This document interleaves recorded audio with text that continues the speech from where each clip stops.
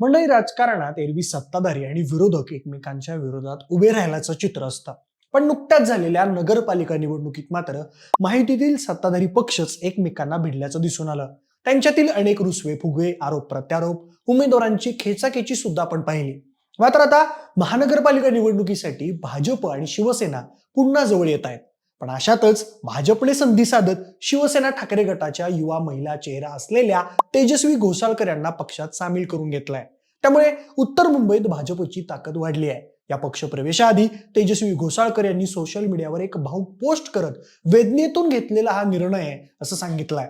सोबतच प्रामाणिकतेशी तडजोड नाही, मुलांच्या भविष्याच्या सुरक्षेसाठी वेगळा निर्णय घ्यावा लागतोय असं मत त्यांनी व्यक्त केलंय. पण मंडळी, या पक्ष प्रवेशामागचं खरं कारण काय? भाजपला या पक्ष प्रवेशाचा फायदा कसा होणार? भाजपने या पक्ष प्रवेशामागून नेमकी कोणाची गेम केली? या तेजस्वी घोसाळकर नेमक्या आहेत तरी कोण? सगळीच माहिती जाणून घेणारा हा व्हिडिओ. नमस्कार, मी प्रथमेश आणि तुम्हाला तर माहिती आहे आपला विषयच भारी. मंडळी, व्हिडिओच्या सुरुवातीला आपण तेजस्वी घोसाळकर नेमक्या कोण आहेत ते पाहूयात. तर बघा, तेजस्वी घोसाळकर या शिवसेना ठाकरे गटाच्या माजी नगरसेविका आहेत. 2017 मध्ये झालेल्या मुंबई महानगरपालिकेच्या निवडणुकीत शिवसेनेकडून वॉर्ड क्रमांक 1 मधून तेजस्वी घोसाळकर या विजयी झाल्या होत्या. त्यावेळी वॉर्ड क्रमांक 1 मध्ये अपक्ष आणि भाजपच्या उमेदवारांमध्ये काटेकी टक्कर झाली होती. मनसेचा उमेदवारही या वॉर्डमधून निवडणुकीला उभा राहिला होता. पण शिवसेनेच्या तेजस्वी घोसाळकर यांनी पालिकेवर विजयी झेंडा फडकवला होता. तेजस्वी घोसाळकर या शिवसेनेचे माजी नगरसेवक अभिषेक घोसाळकर यांच्या पत्नी तर माजी आमदार विनोद घोसाळकर यांच्या सुनबाई आहेत. अभिषेक घोसाळकर हे मुंबई बँकेचे संचालक होते. 2024च्या फेब्रुवारीमध्ये त्यांची निर्घृण हत्या करण्यात आली. त्यानंतर भाजप आमदार प्रवीण दरेकर यांचं वर्चस्व असलेल्या मुंबई जिल्हा मध्यवर्ती सहकारी बँकेच्या संचालकपदी तेजस्वी घोसाळकर यांची वर्णी लागली. त्याचवेळी त्यांचा भाजपमध्ये प्रवेश होऊ शकतो अशी चर्चा सुरू झाली होती. आता त्यांनी भाजपमध्ये पक्षप्रवेश करण्याचं काय कारण सांगितलंय तेही पाहूयात. तर बघा, शिवसेना उद्धव बाळासाहेब ठाकरे पक्षाला रामराम करताना तेजस्वी घोसाळकर यांनी सोशल मीडियावर एक भावूक पोस्ट शेअर केली. या पोस्टमध्ये घोसाळकर यांनी म्हटलंय की, प्रिय सहकारी शिवसैनिक बंधू भगिनींनो, आज आपल्याशी संवाद साधताना माझं मन प्रचंड उद्विग्न झालाय. आयुष्यात असा क्षण कधी येईल आणि मला असे शब्द कधी लिहावे लागतील याची कल्पनाही मी कधी केली नव्हती. आज माझं मन जड आहे, शब्द अपुरे पडत आहेत, पण तरीही हा संवाद आवश्यक आहे. पुढे त्या म्हणाल्या की, मी तेजस्वी अभिषेक घोसाळकर, एक अत्यंत सामान्य कुटुंबातली मुलगी. घोसाळकरांसारख्या राजकीय आणि सामाजिक कुटुंबात सून म्हणून आले. समाजकारण, राजकारण हे माझ्यासाठी कधीही महत्वाकांक्षेचं साधन नव्हतं. सासरे विनोद घोसाळकर आणि पती अभिषेक यांना साथ देण्यासाठीच मी या प्रवासात पाऊल टाकलं. लोकांमध्ये राहणं, त्यांची कामं करणं, त्यांच्या सुखदुःखात सहभागी होणं, यातच मला खरा आनंद मिळत गेला. सगळं काही छान सुरू असताना अभिषेक व मी आमच्या कुटुंबासाठी, आमच्या मुलांसाठी आणि दहिसर बोरिवलीतल्या आमच्यावर प्रेम करणाऱ्या जनतेसाठी अनेक स्वप्न पाहत होतो. पण नियतीला काही वेगळंच मंजूर होतं. एका क्षणात आमच्यावर काळाचा घाला आला. अभिषेकची निर्घृण हत्या झाली. शत्रूवरही अशी वेळ येऊ नये अशी वेळ आमच्यावर आली. त्या घटनेनं माझं संपूर्ण आयुष्यच बदलून टाकलं. 2 लहान लेकरं, मोडकळीस आलेलं मन आणि तरीही आमच्यावर विश्वास ठेवणाऱ्या असंख्य लोकांची जबाबदारी, हे सगळं पेलताना मी अनेकदा कोसळले, पण रडू दिलं नाही. कारण त्या प्रत्येक क्षणी आपण सर्वजण माझ्या पाठीशी खंबीरपणे उभे होतात. तो ऋणानुबंध माझ्या हृदयावर कोरला गेलाय. पण आजची परिस्थिती वेगळी आहे. आज राजकारण करताना, जनतेसाठी काम करताना आणि माझ्या कुटुंबाची जबाबदारी पार पाडताना मला अपार अडचणींचा सामना करावा लागत आहे. अशा वेळी मला केवळ पदाची नव्हे तर मनापासून, निर्भीडपणे आणि मोकळ्या मनानं साथ देणाऱ्या ताकदीची गरज आहे, हे मला वारंवार जाणवत आहे. मी कधीही असं म्हणणार नाही की माझा पक्ष किंवा माझे नेते मला ताकद देऊ शकत नाहीत. परंतु मागील काही वर्षांच्या अनुभवांवरून माझ्या लोकांचे प्रश्न सोडवण्यासाठी प्रभाग क्रमांक 1 असो व इतर भाग, तसेच माझ्या मुलांचं भविष्य सुरक्षित करण्यासाठी मला एका वेगळ्या निर्णयाकडे पाहावं लागत आहे. तरी एक गोष्ट मी ठामपणे सांगतो, माझ्या आयुष्यातील अंधाऱ्या काळात आपण दिलेली साथ मी कधीही विसरू शकत नाही. मी कायम तुमच्या ऋणात राहीन. जिथं जिथं, जेव्हा जेव्हा संधी मिळेल तेव्हा तेव्हा त्या प्रेमाची आणि विश्वासाची परतफेड करत राहीन, असं तेजस्वी घोसाळकर यांनी सांगितलंय. आणि आजही मी तुम्हाला शब्द देते, जात, धर्म, पक्ष, विचार न पाहता जेव्हा आपल्याला माझी गरज भासेल तेव्हा कोणताही विचार न करता मी धावून येईन. अभिषेकच्या जाण्यानंतर माझ्या आयुष्यात एकच ध्येय उरलाय, समाजासाठी प्रामाणिकपणे काम करणं आणि माझ्या मुलांची व सहकाऱ्यांची काळजी घेणं. आज आपणच माझा परिवार आहात. म्हणूनच बदलत्या परिस्थितीत मला घ्यावा लागणारा हा निर्णय आपण समजून घ्याल अशी माझी मनापासून अपेक्षा आहे. आज मी शिवसेना या माझ्या राजकीय पक्षाच्या सदस्यत्वाचा राजीनामा देत आहे.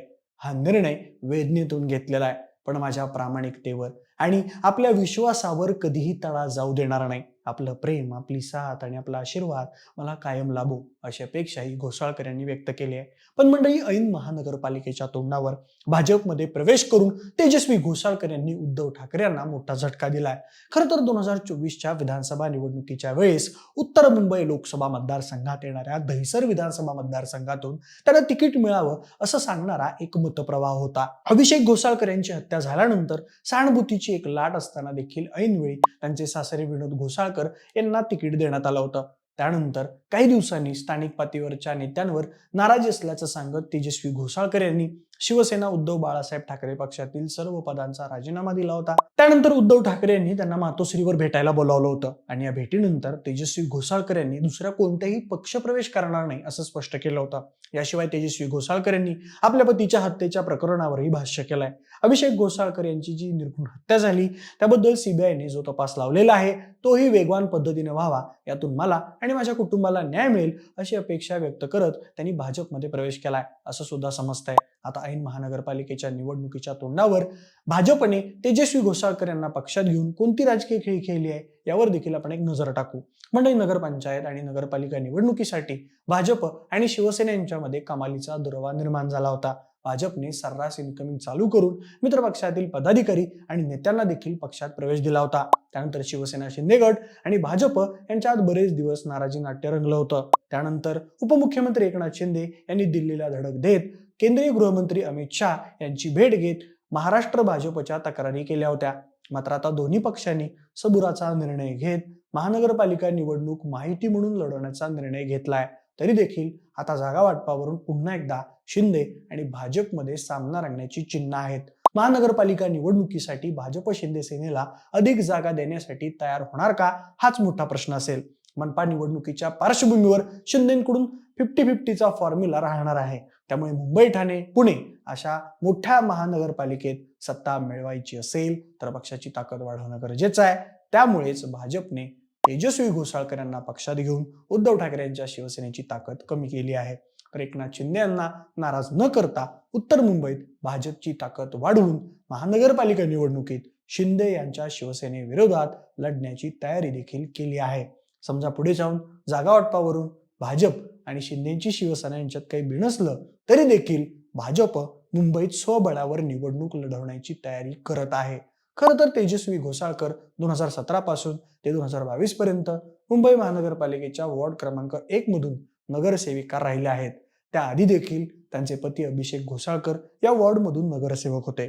त्यांची हत्या झाल्यानंतर तेजस्वी घोसाळकर यांनी सर्व राजकीय सूत्र त्यांच्या हातात घेतली आहेत आणि त्यांच्याबद्दल वॉर्ड 1 आणि उत्तर मुंबईमध्ये सहानुभूती आहे आणि त्याचाच फायदा भाजप करून घेऊ शकतं असं राजकीय जाणकारांचं म्हणणं आहे. त्यांच्या पक्षप्रवेशानंतर आमदार प्रवीण दरेकर यांनी सांगितलं की तेजस्वी घोसाळकर यांचे पती मुंबई बँकेचे संचालक होते. आपल्याकडे माणुसकी असते, एखादी व्यक्ती गेल्यानंतर त्यांच्या कुटुंबाला आधार देणं मानवतेच्या दृष्टिकोनातून आपली जबाबदारी असते. त्याच भूमिकेतून त्या मुंबई बँकेवर संचालिका झाल्या होत्या. आज देवाभाऊंच्या नेतृत्वावर त्यांच्या विकास कामांवर प्रभावित होऊन मुंबई ज्या पद्धतीनं देवाभाऊ विकसित करतायत त्याचा प्रभाव त्यांच्यावर आहे.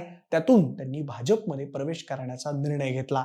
पण मंडळी, तेजस्वी घोसाळकर यांच्या पक्षप्रवेशामागे नेमकं कोणतं कारण आहे? भाजपने राजकीय पोळी भाजण्यासाठी त्यांना पक्षात घेतलंय का, की या पक्षप्रवेशामागे तेजस्वी घोसाळकर यांचं काही राजकीय हित होतं? या सगळ्यात शिंदे आणि ठाकरेंची गेम झाली आहे का? तुम्हाला काय वाटतं? तुमची मतं आम्हाला कमेंट बॉक्समध्ये नक्की सांगा. सोबतच आपल्या विशेष भारीच्या YouTube चॅनलला सबस्क्राईब करायला अजिबात विसरू नका. धन्यवाद.